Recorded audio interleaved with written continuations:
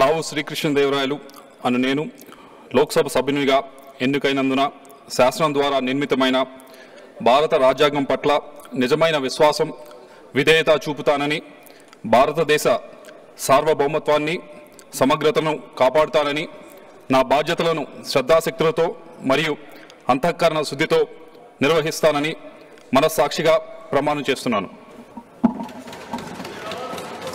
Thank you. Welcome back.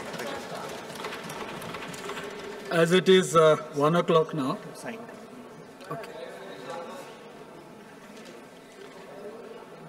Well.